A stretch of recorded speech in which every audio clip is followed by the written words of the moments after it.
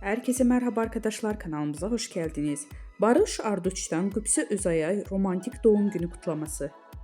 Ünlü oyuncu Barış Arduç, eşi Qübsə Özay'ın 41. doğum günü sosyal medya üzerinde romantik bir paylaşım yaparak kutladı.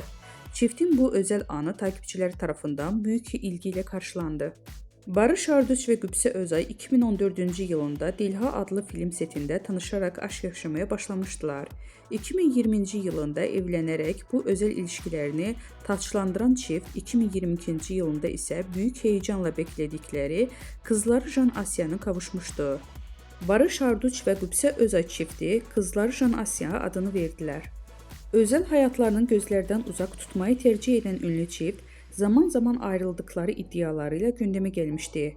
Ancak bu iddialara yanıt veren çift, bir tatilde Alaçatı'da birlikte objektiflere yansıdı. Denizde birlikte giren ikili kendilerini görüntüleyen gazetecilere el sallayarak samimi bir şekilde selam verdi.